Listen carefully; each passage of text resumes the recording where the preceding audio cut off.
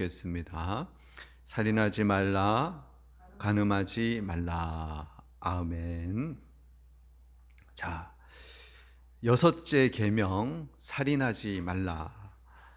자, 살인은 사람의 생명을 죽이는 것입니다. 왜 사람을 죽이지 말라고 하시느냐? 창세기 9장 6절에 보면은 같이 읽어볼까요? 무릇 사람의 피를 흘리면 사람이 그 피를 흘릴 것이니 이는 하나님이 자기 형상대로 사람을 지으셨음이니라. 예. 자, 사람을 죽이는 것은 곧 하나님의 형상을 파괴하는 것이기 때문에 사람을 죽이지 말라 이렇게 말씀하시는 것으로 유대인들이 이제 이해를 했어요. 자, 그러면은 자기를 죽이는 것은 어떻게 될까요? 하나님은 각각 우리를 하나님 형상대로 만드셨는데 나 또한 하나님의 형상으로 만들어진 존재이기 때문에 나를 파괴하는 일은 죄가 되는 거예요. 특히 그리스도인들은 자살은 더욱 안 된다는 거예요. 욥 한번 생각해 보세요. 얼마나 괴로웠을까요? 그러나 자살하지 않았어요. 하나님께 자신의 고통을 호소하면서 죽기를 구하는 장면을 4군데나 발견할 수 있어요. 그리고 엘리야, 요나, 예레미야 또한 죽기를 하나님께 구해요. 그러나 하나님은 이들의 생명을 데려가는 대신에 새 생명과 힘을 주시고 새로이 사명을 일으키시는 모습을 볼 수가 있어요. 자, 생명 하면은 한자로 보면 살생의 명령 명자거든요. 그래서 살라는 명령이 생명이다라고 직역을 할 수가 있겠죠. 하나님께서 나를 부르시는 날까지 어렵고 힘들고 괴롭고 아파도 열심히 부지런히 살아가는 것이 하나님께 받은 우리의 명령이에요. 그래서 그 명령에 순종해서 살아가야 되는 거예요. 그리고 하나님은 생명의 하나님이에요. 하나님은 죽이는 하나님이 아니고 생명의 하나님이고 소망의 하나님이고 살리는 하나님이셔요. 그래서 욥, 엘리야, 요나, 예레미야 등 너무 힘드니까 죽기를 구해도 하나님이 그냥 그의 생명들 데려가시는 것이 아니라 생명을 다시금 주시고 회복을 주시고 사명을 새롭게 주시고 소망을 주시고 힘을 주셔서 새롭게 하시는 하나님이셔요. 혹 여러분이 살다가 힘들고 어렵고 괴로운 일이 있더라도 로마서에서 큐티한 말씀처럼 그 어떤 것도 어떤 피조물도 하나님의 사랑에서 나를 끊을 것이 없다. 하나님 나를 보고 계시고 돌보고 계시고 지키고 계신다. 믿음을 갖고 생명, 살라는 명령대로 열심히 힘들고 어려워도 자신의 자리를 지키면서 살아가는 여러분이 되시기를 바랍니다. 자, 그리고 두 번째. 자, 내 생명을 구하기 위해서 다른 이를 죽이면 안 된다는 거예요. 근데 이것이 오해의 요지가 있는데 정당방위라는 조금 다른 의미예요. 예를 들면 이런 거죠. 어떤 사람이 나보고 칼을 들이대고 총을 들이대고 저 사람을 죽여라. 죽이지 않으면 너를 죽이겠다라고 협박을 해도 그 사람을 죽이면 돼요, 안 돼요? 안 된다는 거예요. 내 생명과 저 사람의 생명을 교환할 수 없다는 거예요. 이것들은 이제 유대인들이 랍비들이 오랜 토론을 통해서 이렇게 할라카로 이렇게 정해놓은 것인데 왜냐하면 각각의 생명은 다르다는 거예요. 상식적으로도 알 수 있죠. 한 배에 그렇죠. 그렇죠. 내 생명이 저 사람의 생명보다 가치 있다라고 생각을 하면은 그런 식으로도 이제 생각할 수 있는데, 그러나 하나님은 하나님 형상대로 모든 사람들을 각각 다르게 창조하셨기 때문에 모두가 귀하고 존귀한 존재이기 때문에 내 생명이 더 귀하고 저 생명은 덜 귀하고 이런 식으로 생각하면 안 되고 모든 생명이 귀하다. 그래서 내 생명을 구하기 위해서 다른 이를 죽이면 안 된다는 거죠. 그렇게 하면 안 된다는 거예요. 그러나 세 번째로 정당방위는 가능하다는 거예요. 누가 너를 죽이려 오면 먼저 일어나 그를 죽이라. 이것이 탈무드의 가르침이거든요. 예, 예, 그렇죠. 자, 이 누가 너를 죽이려 오면 먼저 일어나 그를 죽이라라는 그 탈무드의 가르침에 의해서 이스라엘 사람들을 보면 이란이 핵무기 시설을 개발하니까 선제 타격하잖아요. 그리고 핵무기 개발자들을 먼저 제거한단 말이에요. 이 탈무드의 어떤 논리, 근거가 이들을 이렇게 움직이지 않나 이런 생각을 해볼 수가 있어요. 그리고 여호와의 증인 같은 경우는 집총 거부를 하죠. 군대를 거부해요. 군대는 나라를 지키는 사람들이 훈련하고 무장해서 필요시는 다른 사람을 살인하는 훈련을 하는 곳이 군대거든요.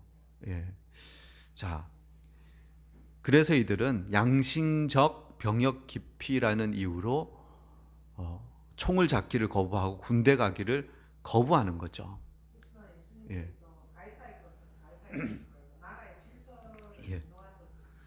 예, 그렇죠. 신앙의 양심을 따라서 그들이 한다고 얘기하지만 조금만 생각해 보면은 김정은 독재자가 북한군을 이끌고 남한을 쳐들어왔을 때 그러면 우리가 우리의 생명을 그냥 바쳐야 되냐 이거예요. 그리고 사회주의 국가, 독재 국가로 넘어가서 모든 신앙의 자유를 박탈당하는 그것을 허용해야 되는 것이냐라는 질문을 던질 수 있고, 하나님의 일하시는 방법은 사람을 통해서 일하지 하나님이 천사를 보내가지고 북한군을 독재자를 벌하시고 그렇게 안 하시거든요. 그래서 그들이 말하는 그런 식의 어떤 살인하지 말라를 그렇게 적용하는 것은 잘못됐다는 거죠. 그래서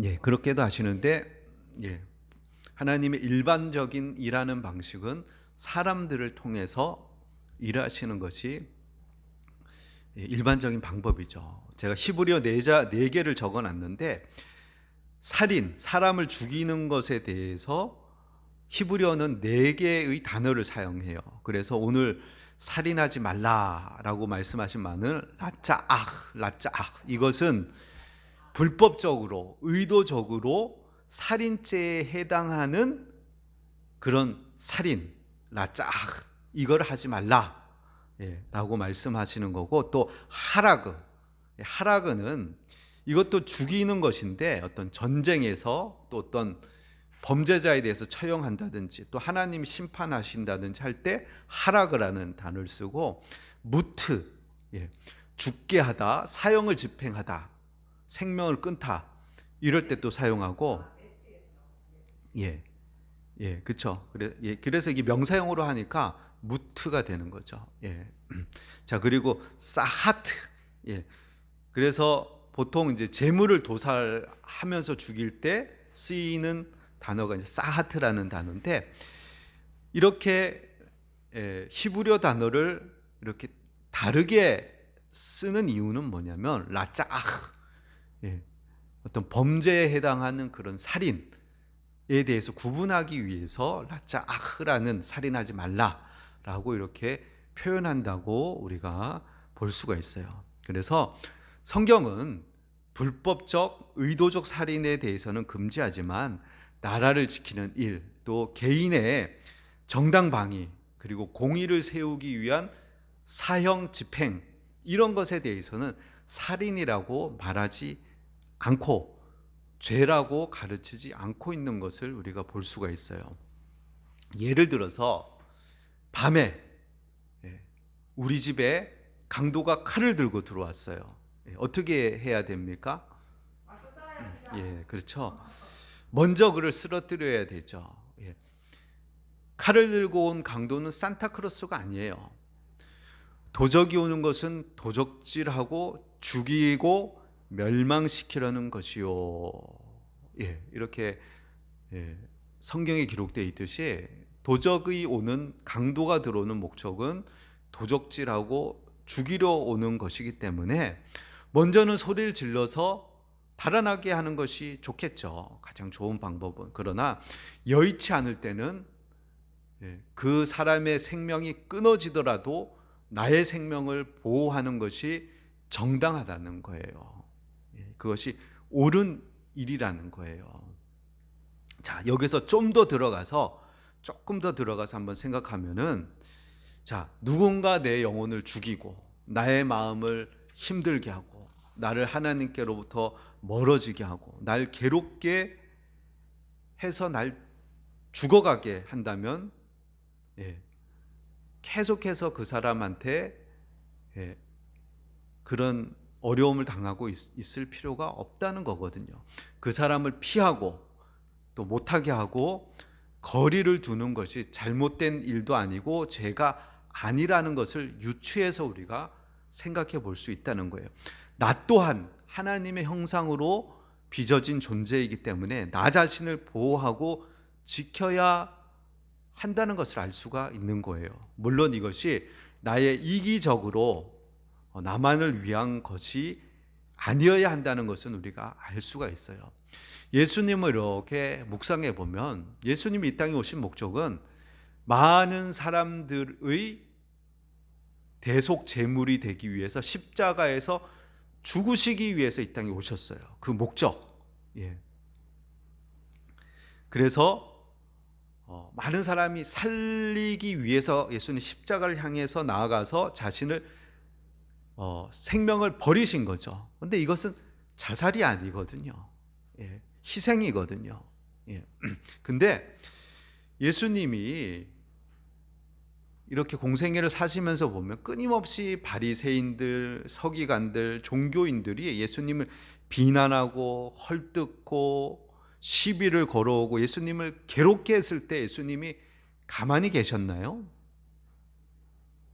그렇지 않아요. 스스로를 방어하셨고 그들에게 반론을 제기하셨고 당당하게 맞서서 싸우셨어요. 단순히 예스맨으로 하며 지내지 않으셨다는 거예요.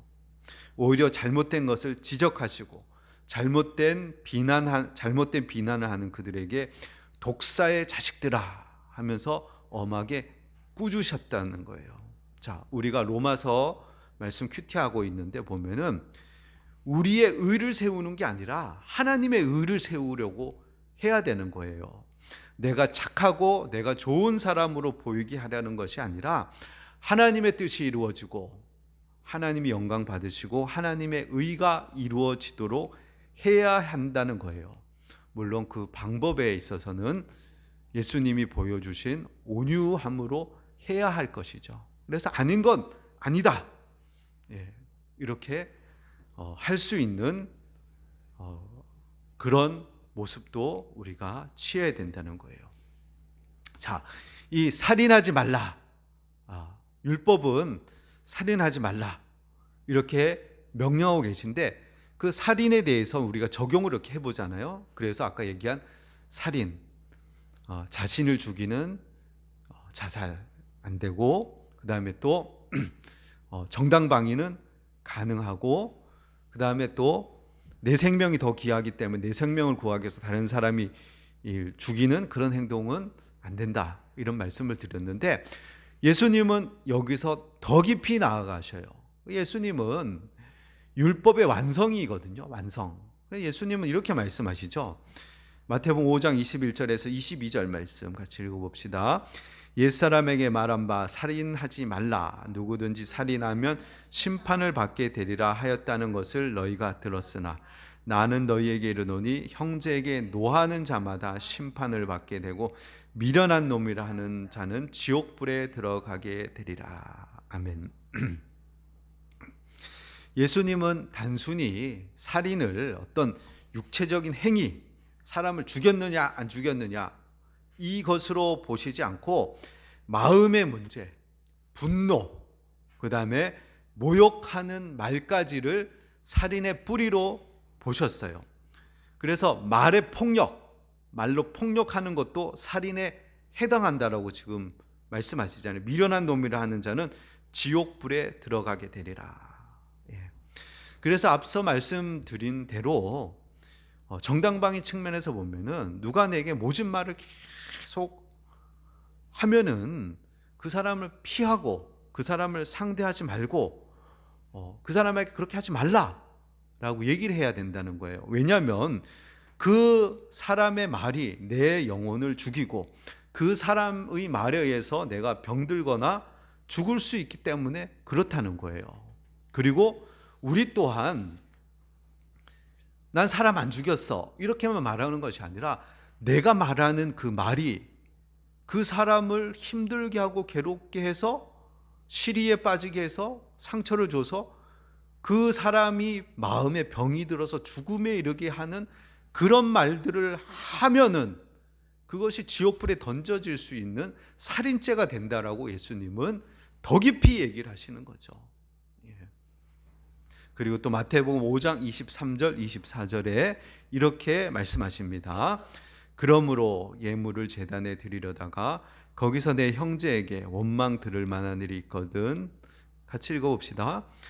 있는 것이 생각나거든 예물을 제단 앞에 두고 먼저 가서 형제와 화목하고 그 후에 와서 예물을 드리라. 아멘.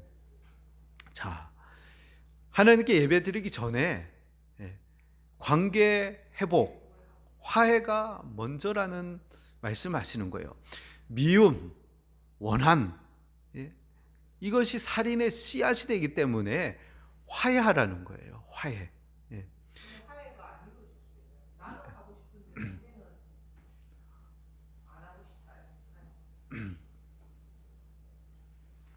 그렇죠. 화해가 안 되죠. 그때는 화해가 안 되죠. 힘든 일이죠. 예수님은 그래서 예수님이 그러잖아요. 바리새인 서기관들이 그들하고 가르쳤을 때 그들이 받아들이면 되는데 끊임없이 공격해 오잖아요. 그러니까 예수님 뭐라 하세요? 독사의 자식들아 하고 결연하시는 거죠. 결연. 그러니까 지혜롭게 예수님이 그렇게 대처를 하시는 거죠. 그러나 형제지간에 사람들 관계 속에서 화해하고 회복하고 그것이 첫째되고 원칙이고 원리라는 거예요. 그래서 오늘 말씀도 보면은 유대인들이 절대로 하지 말아야 될 것 세 가지를 딱 얘기해요. 그것이 뭐냐면 우상 숭배, 두 번째 살인, 세 번째 간음. 이것은 어떠한 일이 있더라도 하면 안 된다. 그러니까 직접 죽이는 걸 얘기를 하는 거죠. 간음도 그렇고 우상 숭배도. 근데 다른 것은 어떠한 상황이 됐을 때 어길 수도 있다. 이렇게 얘기하는 거죠. 어떨 때는 그럴 수도 있는 상황이 생기지 않아요. 긴급 상황이 우리가 살다 보면 있을 수 있거든요. 여기 차대면 절대 안 됩니다 해도 어쩔 수 없이 뭐 환자를 뭐 실어 놔야 된다든지 뭐 차가 고장 났든지 어떻게 세울 수밖에 없는 거잖아요. 그런 식으로. 그런데 세 가지는 안 된다 이렇게 얘기하기 때문에 하나님께서도 그래서 이렇게 명령을 주시는 거죠. 명령을 주시는데 구체적인 우리의 상황에 들어가서는 그것을 적용하다 보면은 어떤 상황과 환경에 따라서 적용이 달라질 수도 있다는 거죠. 자, 그러시면서 예수님은 더 근본적인 것으로 마음의 뿌리로 들어가셔요. 마태복음 15장 18절에서 19절 말씀을 읽어봅시다. 입에서 나오는 것들은 마음에서 나오나니 이것들이야말로 사람을 더럽게 하느니라. 마음에서 나오는 것은 악한 생각과 살인과 가름과 음란과 도둑질과 거짓 증언과 비방이니. 살인은 마음에서부터 시작된다는 점을 강조하시는 거예요. 그래서 마음을 지키는 것이 중요하다라고 말씀하시는 거예요. 단순히 범죄 행위가 아니라 마음 깊은 곳에서부터 분노, 증오, 이것이 문제라는 것이에요. 자, 요한일서 3장 15절. 이것은 사도 요한, 예수님에게 수제자로 배운 사도 요한이 우리에게 가르치는 거예요. 읽어볼까요?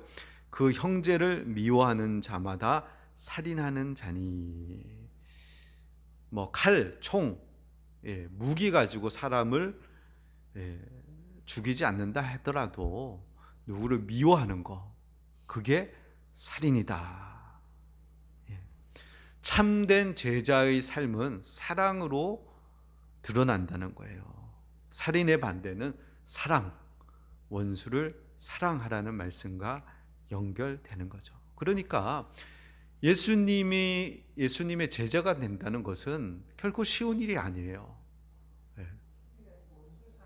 예. 나를 아프게 하고 괴롭게 하고 힘들게 하고, 그래서 나는 화해하고 싶고 좀 그러지 않았으면 좋겠다고 얘기하는데 그 사람은 고집스럽게 끊임없이 내게 상처를 주는 그 사람.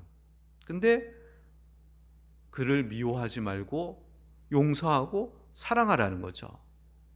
그래서 우리가 예수님 말씀대로 살기 위해서는 어떤 유대인들이 말하는 율법, 하라 안 하라의 수준이 아니고 우리의 본성과는 전혀 다른, 십자가에서 자기를 죽이고 다른 삶을, 그래서 그래서 예수님께서 우리에게 보내신 것이 성령을 우리에게 보내셔 성령으로 말미암아, 이게 제정신으로 할 수 있는 게 아니에요. 술 취하지 말라 이는 방탕한 것이니 성령의 충만함을 받으라. 성령으로 말미암아서 그렇게 사랑하라라고 말씀하시는 거죠.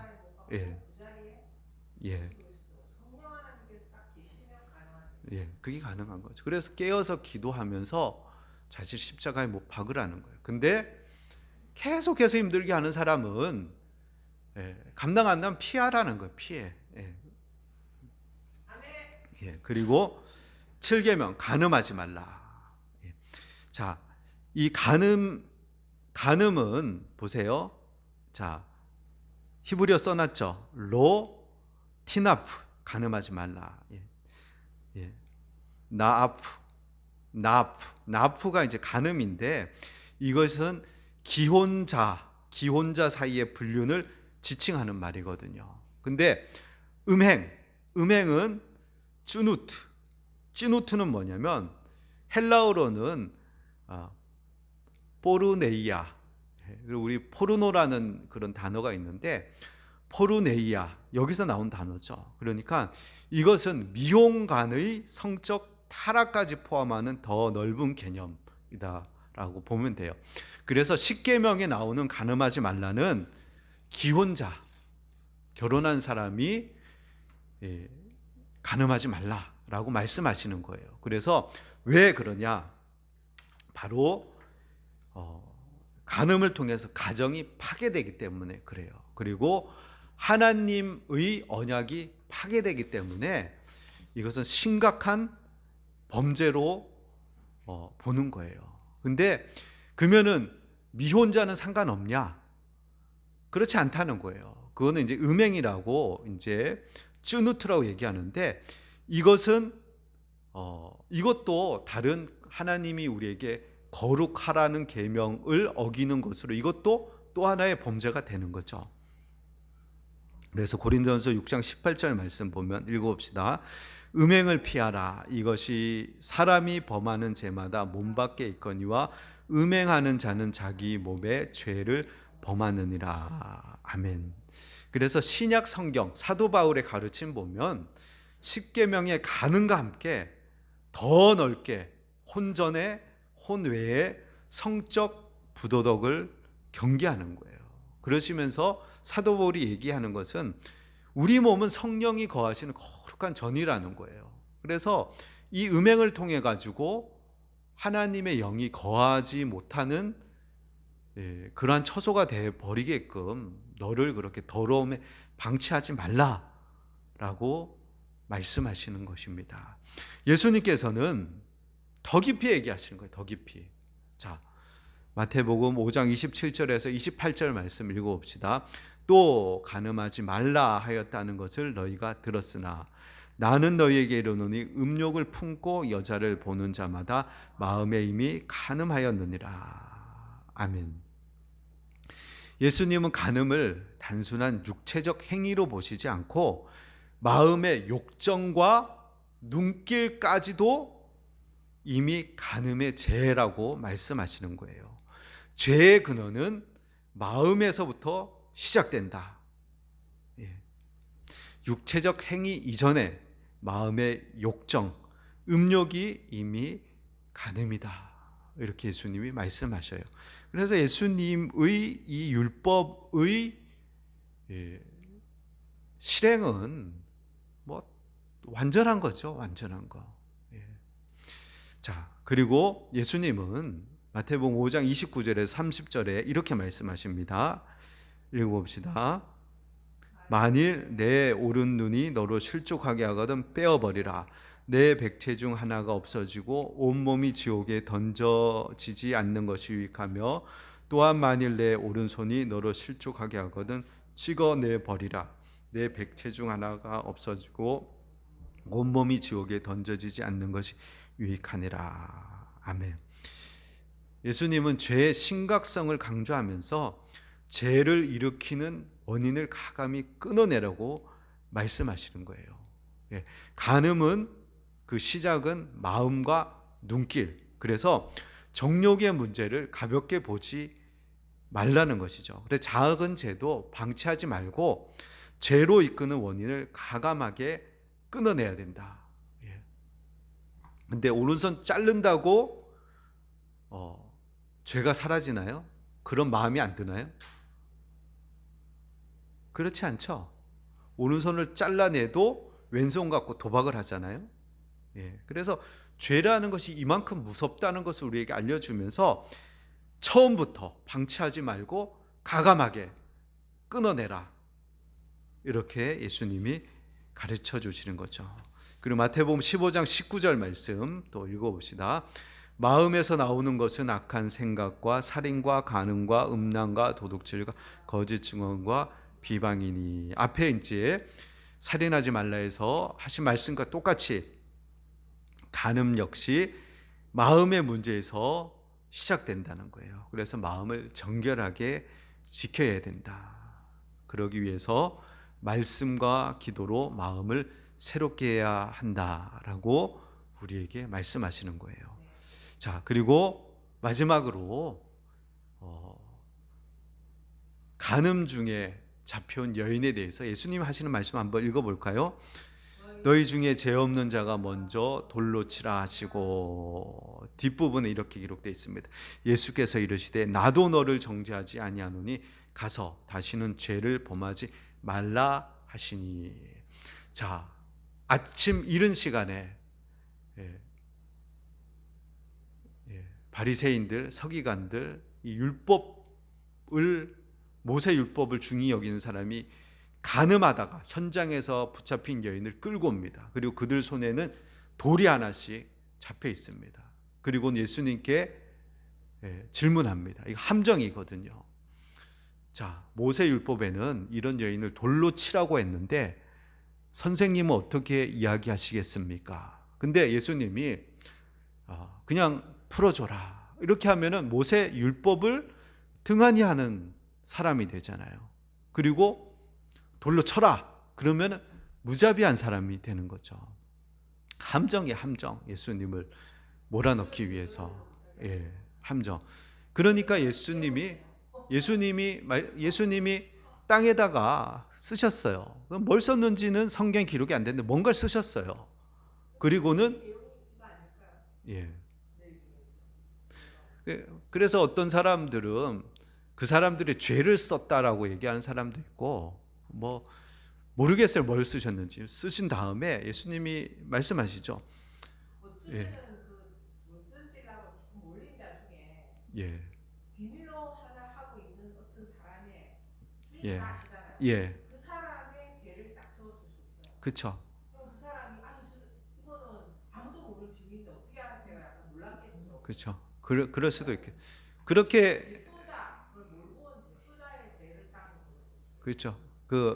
그렇게 이제 말하는 성경학자들도 있어요. 예, 그렇게. 그래서 훔친 예, 거지. 예, 그래서 그렇죠. 그리고 죄 없는 자만 그렇죠. 그거를 적지 않으면은 사실 그거를 예수님이 알고 있다는 것을 적지 않으면 그리고 다른 사람도 볼 거 아니에요. 적지 않으면은 자기는 의롭고 거룩한 척 하니까 예, 숨기고 그냥 돌로 쳐버릴 수도 있는 거죠. 예. 자, 그러니까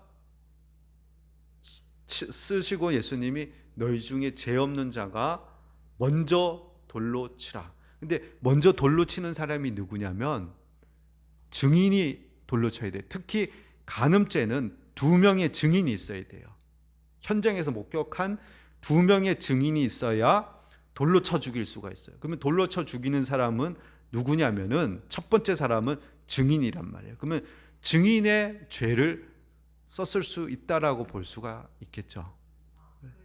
예, 지금 말씀하시는 걸 들으니까 제가 그 생각이 나요. 자, 그러니까 이들이 돌을 내려놓고 하나 둘씩 다 가버리죠. 그러니까 예수님이 여인에게 주님은 위대하시니까 그 모인 예, 사람들의 머릿속에서 자기 죄가 생각나게 할 수도 있겠죠. 판단이 나설 수도 예, 있어요. 예. 자, 그러니까 예수님께서 그 여인에게 간음하다가 현장에서 잡혀인 여인에게 나도 너를 정죄하지 아니하노니 이 말씀이 뭐예요? 내가 너의 죄를 용서한다. 이 말씀이잖아요. 내가 너의 죄를 용서한다. 다시는 죄를 범하지 말라 하고 용서하시는 거예요. 예수님은 정죄하시기보다 회복으로 이끄시는 거예요. 하나님은 생명을 주시는 분, 소망을 주시는 분, 죽기를 구하는 욥, 예레미야, 요나, 엘리야 그의 생명을 거둬가시는 분이 아니고 생명을 주시고 회복을 주시고 소망을 주시고 사명을 주셔서 다시 일으키시는 생명의 주인이라는 거예요. 하나님은 예수님 또한 정죄하고 책망하고 비난하고 벌 주는 분이 아니고 용서하고 자유롭게 하고 일으키고 소망을 주는 분이라는 거예요. 그래서 우리가 믿는 하나님, 우리가 따르는 예수님은 생명의 주, 구원의 주, 소망의 주인이라고 말씀할 수가 있는 거죠. 자, 계명의 목적은 단순히 금지가 아니라 정결한 사랑과 회복에 있는 거예요. 예. 자, 오늘 말씀을 마치려고 합니다. 십계명은 단순히 행위를 막는 금지법이라고 생각하면 안 돼요. 물론 한계를 정하는 거죠. 한계. 사람이 막 미워하는 마음이 생길 수가 있죠. 근데 살인하지 말라. 막 음욕이 정욕이 막 들끓어도 간음하지 말라. 이렇게 딱 한계를 정하시죠. 근데 단순히 행위를 막는 금지법이 아니고 예수님에 의해서 온전한 율법으로 그 뿌리인 마음을 새롭게 하라. 살인하지 말고 사랑으로 화해하라. 예, 간음하지 말라. 정결한 마음으로 관계를 지키라. 라는 계명인 것이죠. 오늘 우리도 마음 깊은 곳에 있는 미움 그리고 욕정의 뿌리를 제거하고 사랑과 정결로 살아가는 저와 여러분이 되시기를 예수님의 이름으로 축원합니다.